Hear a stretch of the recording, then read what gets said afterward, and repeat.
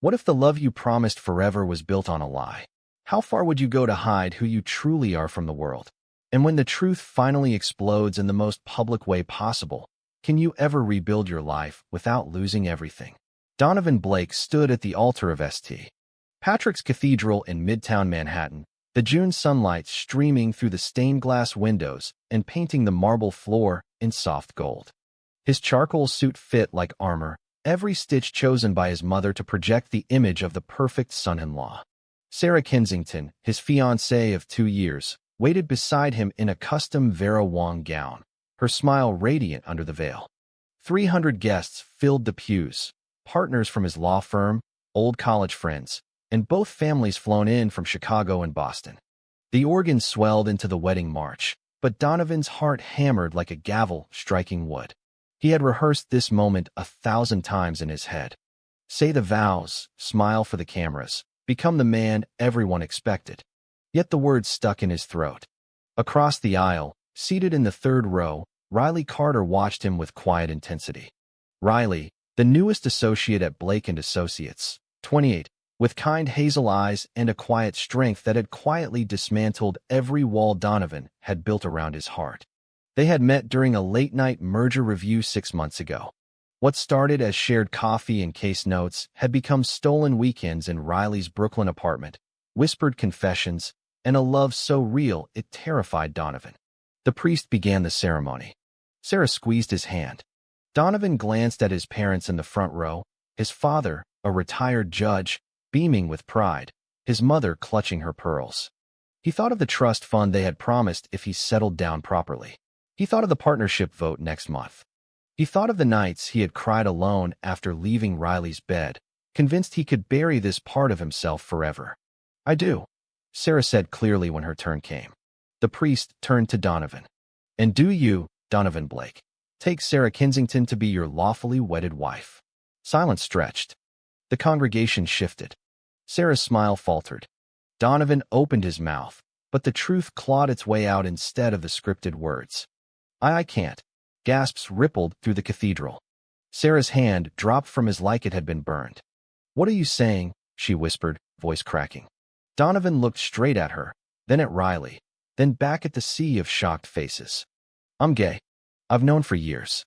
I tried to make this work because I thought it was what everyone wanted. But I can't lie anymore." Chaos erupted. Sarah's mother screamed. His father stood up, so fast his chair clattered. Riley remained seated, eyes wide but steady, as if he had been waiting for this exact second. Security had to escort guests out while Sarah tore off her veil and hurled it at Donovan's feet. "You ruined my life," she shrieked before storming down the aisle, her train dragging like a broken promise. By evening the story was everywhere. Page 6, local news, Twitter trending with canceled wedding NYC. Donovan's phone exploded with messages. His mother called sobbing. His father left a single voicemail. "You are no son of mine." The firm placed him on immediate leave. Sarah's family announced they were suing for breach of promise and emotional distress, $3 million in damages. Donovan sat alone in his empty Soho loft that night, still in his wedding suit, staring at the untouched rings on the coffee table. For the first time in 32 years, he felt both completely free and utterly alone. Then his doorbell buzzed. Riley stood in the hallway holding 2 coffees and a duffel bag. "I figured you might need a friend," Riley said simply. Donovan pulled him inside, and for the first time cried without shame in another man's arms. The weeks that followed were a blur of legal notices, tabloid headlines, and sleepless nights. Donovan's firm, Blake & Associates, was one of the most conservative in Manhattan. Senior partner Harold Blake, his own uncle, called an emergency meeting. "We can't have this kind of publicity," he said, sliding a termination letter across the mahogany table. Donovan stared at the document, his name printed in bold black ink. 21 years of 4.0 GPAs, law review, and 80-hour weeks reduced to a single paragraph. He moved in with Riley temporarily, their relationship no longer hidden. Mornings were quiet coffee on the fire escape watching the East River. Evenings Riley listened while Donovan unpacked decades of shame. Catholic school guilt, his father's lectures about real men, the girlfriend he had dated in college just to prove he could. Riley never pushed, only offered steady presence. "You don't have to fix everything today," he would say, kissing Donovan's temple. Sarah's lawsuit landed like a second bomb. Her attorneys claimed Donovan had fraudulently induced her into marriage plans while concealing his sexuality, causing her severe emotional trauma and lost career opportunities. Discovery began immediately. Depositions were scheduled. Donovan hired a sharp civil rights attorney named Lena Morales who specialized in LGBTQ cases. "This isn't just about money," Lena told him. "It's about precedent. We're turning their shame tactic back on them." Meanwhile, Donovan's family cut him off completely. His mother returned every gift he had ever given her. His younger sister texted once, "Dad says we can't speak to you." The isolation carved deep. One night, Donovan stood on the Brooklyn Bridge railing, wind whipping his coat, wondering if disappearing would be easier. Riley found him there, gently pulling him back. "You survived the wedding day. You can survive this too." Riley's own story slowly unfolded. He had come out at 19 in small-town Ohio, lost his scholarship, worked 2 jobs to finish college. "I know what it feels like to rebuild from zero," he said. Their love deepened in the quiet spaces between crises, cooking pasta together, slow dances in the living room to old jazz records, late-night talks about dreams. Donovan realized he had never truly loved Sarah. He had loved the idea of the life she represented. With Riley, he loved the man. The firm's partnership vote happened without him. His name was erased from the website. Former colleagues who once toasted him at happy hours now crossed the street when they saw him. Yet small acts of kindness appeared. An anonymous donation to his new solo practice fund, a former client who hired him anyway. Donovan started working from Riley's kitchen table, taking on pro bono LGBTQ discrimination cases. The work gave him purpose he had never felt drafting corporate mergers. Sarah's legal team pushed hard. They wanted a public apology, financial settlement, and a gag order preventing Donovan from discussing the case.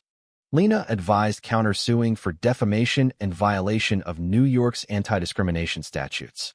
"We have texts, emails, even a video from your bachelor party where you confided in your best man. They're overreaching." The first court hearing was set for October in Manhattan Supreme Court. Donovan wore the same navy suit from the wedding, now a symbol of defiance. Riley sat in the gallery, steady as ever. When Donovan took the stand, Sarah's attorney grilled him mercilessly. "Did you ever love my client, Mr. Blake?" Donovan looked straight at Sarah, who refused to meet his eyes. "I cared for her, but I was never in love with her. I was in love with the version of myself I thought I was supposed to be." The courtroom murmured. Sarah's cheeks flushed crimson. For the first time she looked small. Discovery dragged into winter. Boxes of emails, credit card statements, and therapy records piled up in Lena's office. Sarah's side leaked private photos to the press, Donovan and Riley kissing on a rooftop, hoping to portray Donovan as reckless and immoral.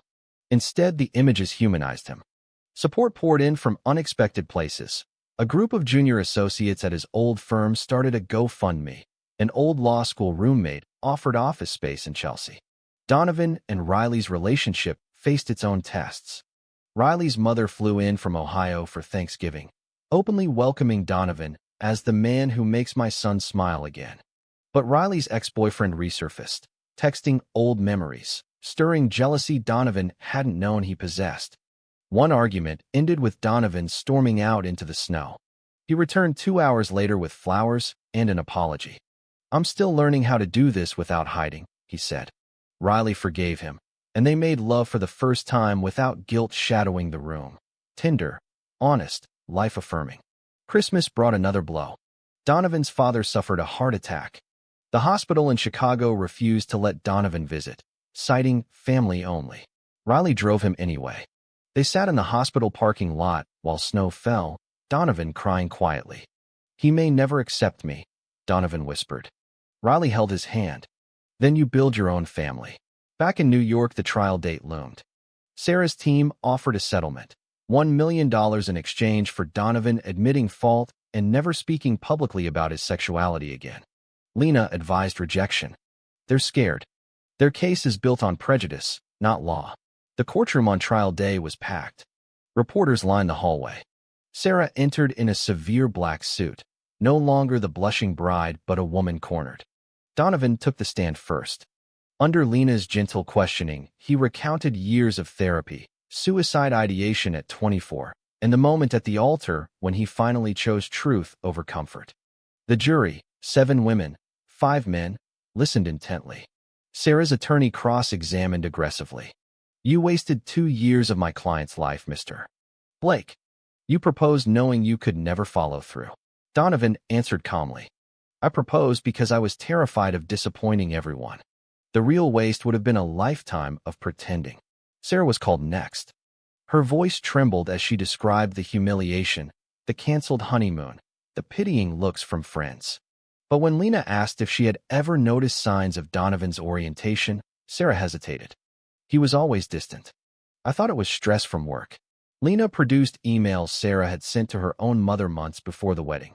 "Sometimes I wonder if Donovan even wants this." The jury shifted uncomfortably. Sarah's face burned red. She realized the public narrative was flipping. Outside court, that day, Riley waited with hot chocolate.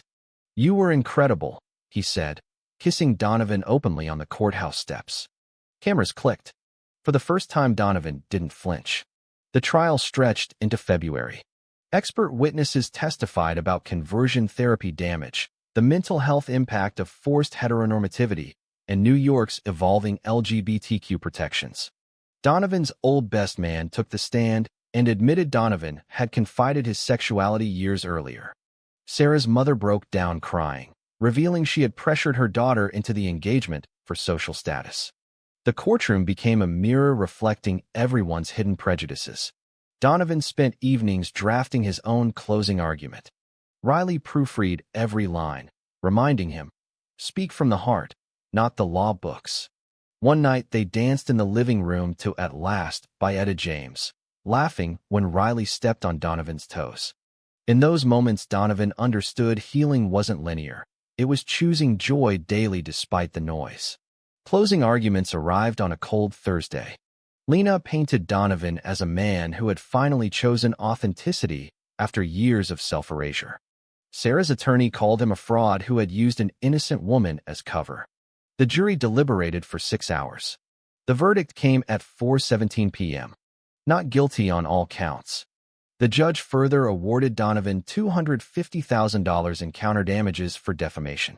Sarah sat motionless as the gavel fell. Her face crumpled, not in anger, but in humiliated realization that her crusade had exposed her own shallowness. She left the courtroom without speaking to anyone, paparazzi flashes capturing her tears. Outside, snow fell softly.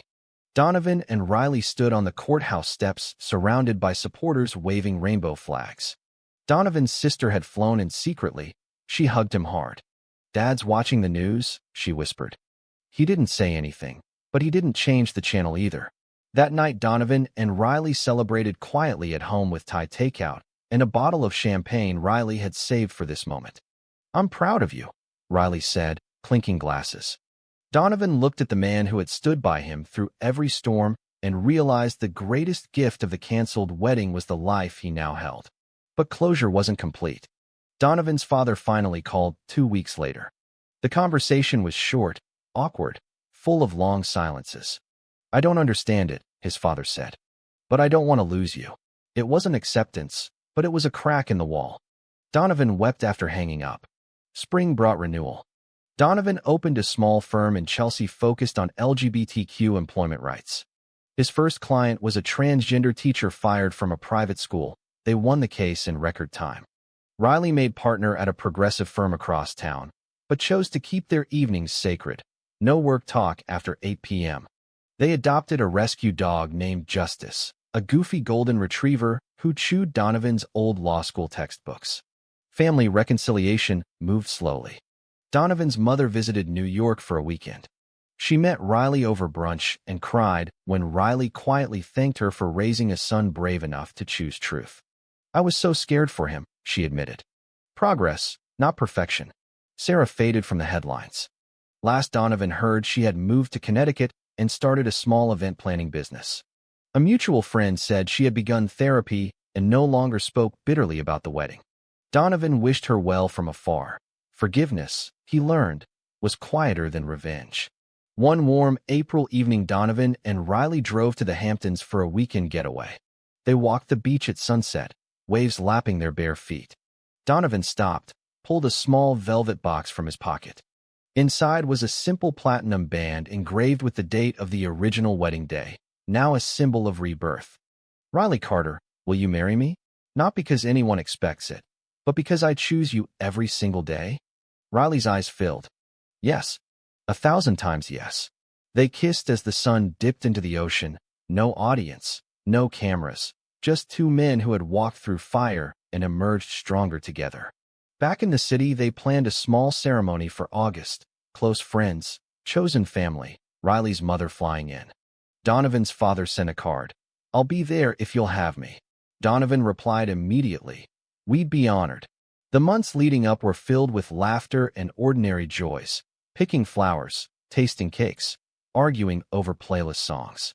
Donovan realized the greatest growth wasn't the courtroom victory or the new firm. It was learning to love without apology. August arrived bright and clear. The ceremony took place in a private garden in Brooklyn, fairy lights strung through the trees, Justice the dog wearing a tiny bow tie. Donovan stood under a simple wooden arch wearing the same navy suit from the original wedding day, now altered to fit perfectly. Riley approached in a soft gray linen suit, smiling so wide it lit the entire space. Donovan's father walked him halfway down the aisle, their handshake brief but meaningful. I'm trying, his father whispered. Donovan nodded. That's enough for now. Vows were simple and raw. Donovan spoke first. I once stood at an altar terrified of who I was. Today I stand here free because of you. You taught me that love isn't about fitting in. It's about showing up as my whole self. Riley's voice shook with emotion.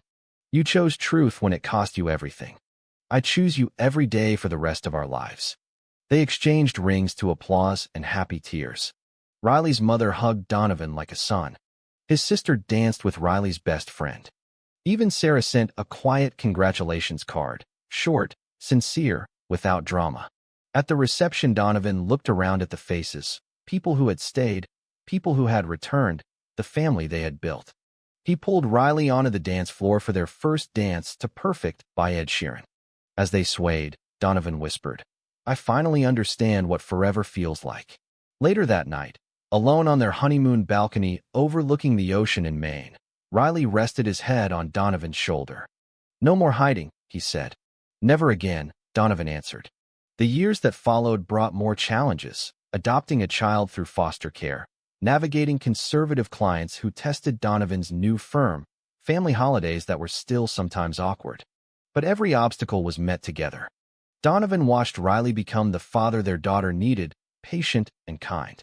Riley watched Donovan mentor young queer lawyers, passing on the courage he had found. Their story wasn't perfect, but it was theirs, honest, resilient, and full of light. Looking back on everything that unfolded from that shocking day at the altar, I'm struck by how one moment of courage can rewrite an entire life. Donovan's journey shows that hiding who you are eventually costs more than the truth ever could. The courtroom didn't just deliver justice, it delivered freedom. Riley's steady love proved that real partnership isn't about perfection, but about choosing each other when the world falls apart. If there's one quiet lesson here, it's this. Be gentle with yourself while you find your way. Surround yourself with people who see the real you. And remember that the family you choose can heal the one you were born into. Living authentically isn't always loud or dramatic. It's often just waking up every morning and refusing to shrink. That choice changed everything for Donovan, and it can for anyone still carrying secrets that no longer need to be carried.